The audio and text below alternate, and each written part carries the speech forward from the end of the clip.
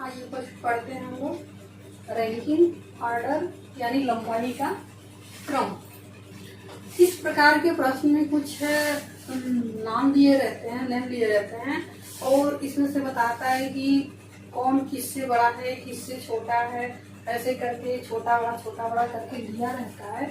और ऐसे प्रश्नों को हल करके हमें बताना होता है कि सबसे बड़ा कौन है या फिर सबसे छोटा कौन है। तो आइए इस प्रकार के प्रश्न को हल करने के लिए सबसे पहले हम कुछ पॉइंट याद रखते हैं। जब भी हम प्रश्न को हल करते हैं तो बीच में स्पेस ले करके प्रश्न को हल करेंगे, ताकि बीच में अगर किसी को ऐड करना रहे तो उसमें हम उसको ऐड कर सकते हैं। ठीक है। दूसरी बात हम याद रखते हैं कि बड़ा और छोटा। देखिए गणित में पढ़े होंगे 6, 7 पार्ट में ग्रेटर देन वगैरह कुछ सिंबल होते हैं, ट्रिक होते हैं। जैसे अगर हम कहते हैं कि 1 और फिर ऐसे हम एरो ले जाते हैं और कहते हैं कि 2, तो इसका मतलब हुआ यहाँ करते हैं 2 और यहाँ करते हैं 1। इसका मतलब ये हुआ कि 1 से 2 बड़ा। ठीक है।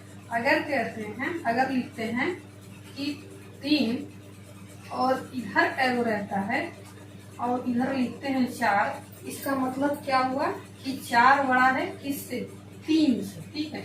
यानी ये जो एरो का निशान, जो तीर की तरफ ये जो निशान होता है ना, इसका मतलब ये होता है जिधर ये खुला रहता है, यानी जिधर ज्यादा स्पेस लिया रहता है, बड़ा है। हम ट्रिक के तौर पे बता रहे हैं।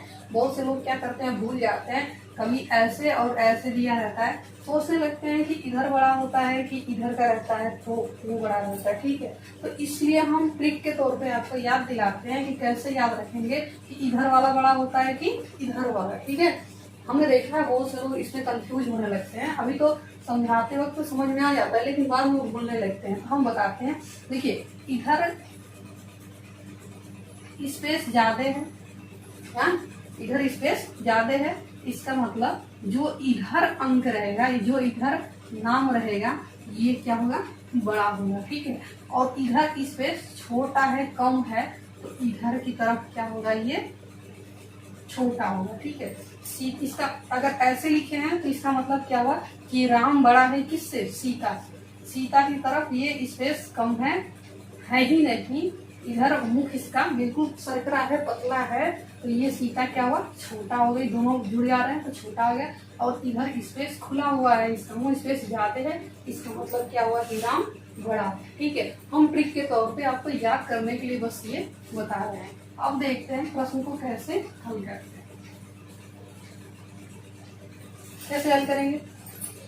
P, Q, R, S तथा T 5 नदियां हैं। ठीक है। 5 नदियां हैं। P Q से छोटी है। अब देखिए P क्या है? Q से छोटी है। अब देखिए हम बताए थे एक पॉइंट याद करने के लिए, कभी भी प्रश्न को हल करेंगे तो बीच में हम क्या करेंगे? स्पेस लेते हुए हल करेंगे, ताकि उसमें भी अगर छोटे बड़े की बात आएगी तो उसमें हम ऐड कर लेंगे। देखिए P Q से छोटी है, यहाँ क्या करेंगे? हम Q को रखेंगे और Q से छोटी कौन है? Q से छोटी कौन है? P। यहाँ पर हम P को रखेंगे। यहाँ हम स्पेस लिए रहेंगे ताकि इसमें भी किसी को बिठाना पड़े, जगह देना पड़े तो हम जगह दे सकते हैं। किंतु T से बड़ी है। कौन बड़ी है T से? P। किंतु T से बड़ी है कौन? P। T से बड़ी है तो T को हम कहाँ पर रखेंगे? T से बड़ी है ना, तो T को हम इधर रखेंगे, क्योंकि T से बड़ी है।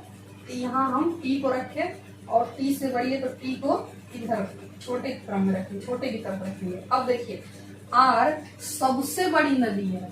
R क्या है? सबसे बड़ी नदी है। तो R को समझ लीजिए हम यहाँ पर रख देते हैं। सबसे बड़ी है तो सबसे लास्ट में इसको हम रख देते हैं, बड़ी है। तथा S Q से थोड़ी छोटी है। S क्या है?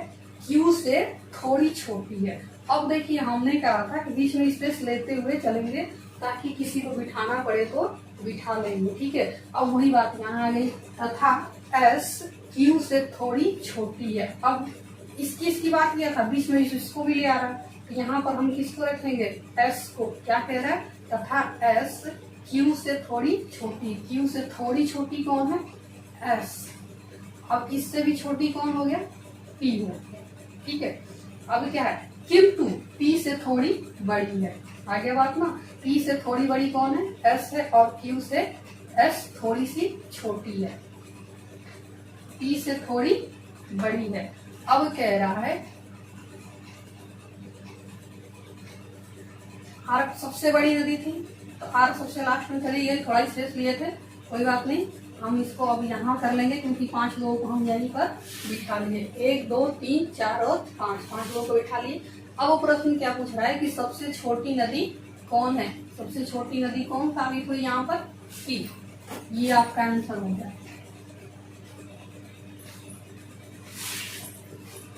ठीक है, तो हमने बताया था आपको प्रश्न को हल करते समय थोड़ा बीच बीच में जब इन नाम को हम रखेंगे तो नाम को रखते वक्त बीच बीच में एक एक लोगों को रखने के लिए स्पेस ले लेंगे, जगह ले लेंगे, ताकि बीच में रखना पड़े तो किसी को हम वहां पर बिठा सकते हैं। दूसरा क्या याद रखना था हमें कि ऐसे जो एरो होता है इसको याद रखना रहता है, जिधर ज्यादा स्पेस रहता है इधर बड़े वाले को रखते हैं, और इधर कम रहता है दोनों पॉइंट आ करके दोनों ज्वाइंट जो मिल जाते हैं, यानी कि ये छोटा, इसका भाग ये छोटा होता है, इधर हम छोटे वाले को रखते हैं, और इधर खुला भाग रहता है, बड़ा रहता है, उधर हम बड़े वाले को रखते हैं।